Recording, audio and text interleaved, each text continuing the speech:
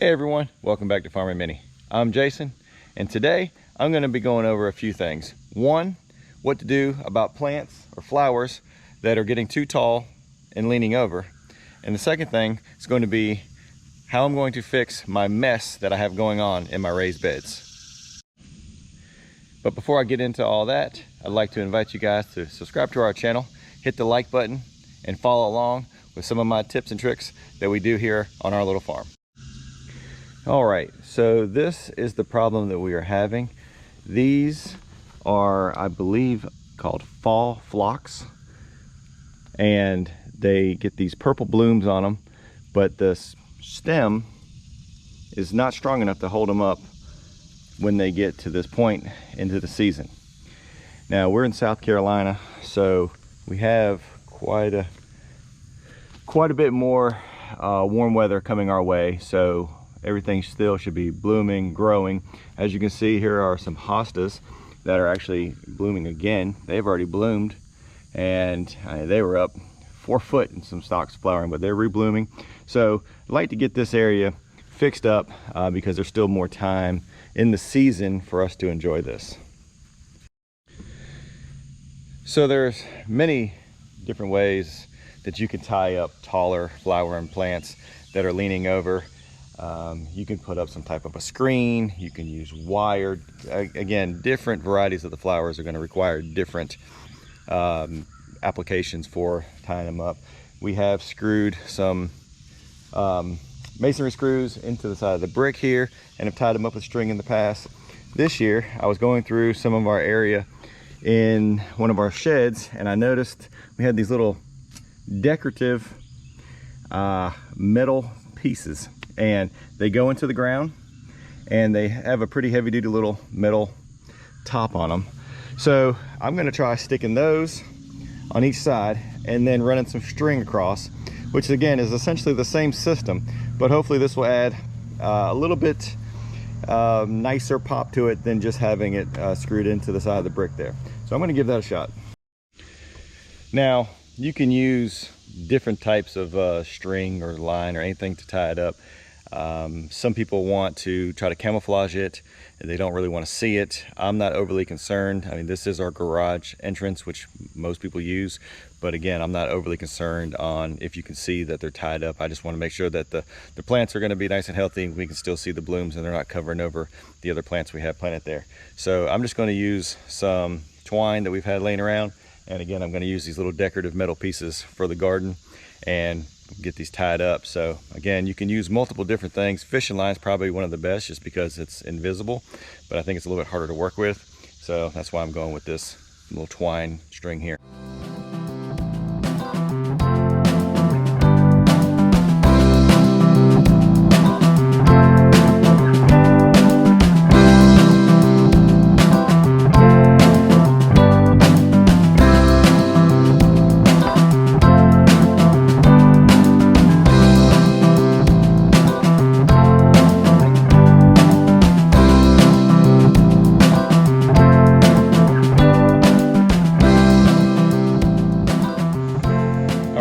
Pretty simple, easy little project. I'll have to say it looks better.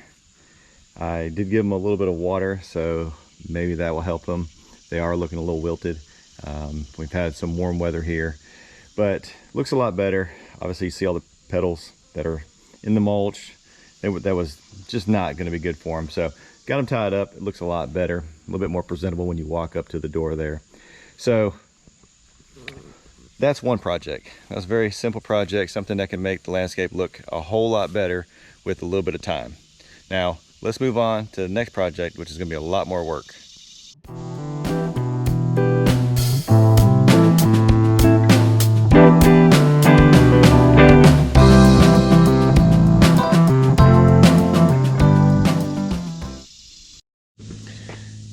All right, and I'm not sure if anybody noticed in the time lapse there, but I did end up breaking off one of the big blooms on the flowers. You do need to be really careful with those when you're running up through any type of string, because you can break them very easily, especially if they're as thirsty as mine were. But don't worry, I will be repurposing that, and when my daughter gets home today, she will have a little bouquet of flowers. All right, so here it is. Here is the big mess. And this is just one of our areas that we have our raised beds in. And there are 5 beds that are in here, and we've used them for different things. And we've had to do multiple repairs, and some of them ended up being a little bit taller, bigger than what they started with. And this bed and the bed on the other side over there, we really didn't get anything in, but I made the big mistake of not putting some type of a mulch or something on top of it to keep these weeds from coming up. This bed here in the middle, we did wildflowers, and wild they are. So they were doing great, and then we had some pretty heavy storms come through here and kind of pushed a lot of things over.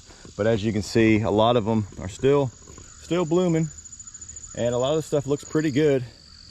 But I think it is about time to get these pulled out of here and start with something different. You got some sunflowers and everything like that. But there's the other one that just grew wild weeds in there. These other 2, strawberries, we're trying to catch some of the tails or the runners. We're not doing a very good job of keeping them watered though, to save them. But we will plan on spreading these strawberries out and seeing how well we can do with them. This has been the best so far this late in the season. And as we wind to the end of summertime here, this is kind of what happens. And if you're not on top of it, pulling weeds or putting some type of a preventative maintenance down for it, I mean, this is what happens. So I'm going to work on getting this cleaned up, because I'm excited about some of these fall plants that we can put in, and hopefully we can get some kale, some carrots, some beets, anything like that, and some of these beds here.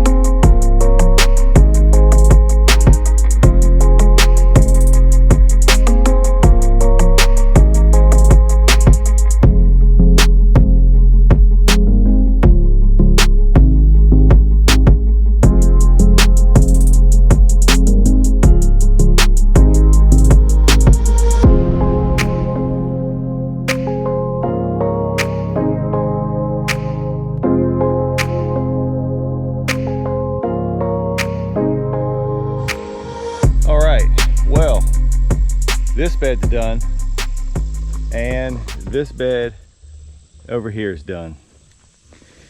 And it's funny because last year we didn't do much with these beds either. I think we tried to grow strawberries and they died off or something like that.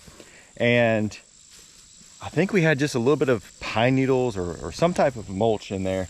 And we did not have near the problem of the weeds that we did this year. And that is just the cause of, you let it go. It's like you see a few weeds, you're like, I'll get out there and I'll get it. Next thing you know, you take a little summer trip and bam, you come back and everything is growing up like that. And then you just say, forget it. Well, I'm gonna do my best not to let that happen again. If anybody has any suggestions on what they're doing to keep their beds from happening, the weeds happening to grow that big, I don't mind a few small weeds. I know it's inevitable that you're gonna have weeds in anywhere you grow anything, loose soil. So drop me a comment below if you have any suggestions for me, because I am all ears on learning new techniques. But all I can do to help you is tell you to keep it mulched, keep an eye on it, and that should suppress most of the weeds. I'm gonna get back out here. There's still a little bit of work I want to do to the wildflowers. I'm going to collect a few. We're going to maybe try to save some seeds on some of them. And then we've got a little bit of work to do to the strawberries, because those are at the end of the season. There's like one strawberry randomly growing here and there. But we're going to work on those two beds. And I'm not 100% sure what I'm going to do with these yet. But they're doing pretty good as far as weeds. The strawberries are keeping them down. But I hope you guys enjoyed this video, and if you can, subscribe to our channel for us, give us a thumbs up, and we'll see you on the next one when we're back out here planting all this with our fall crops. See you next time.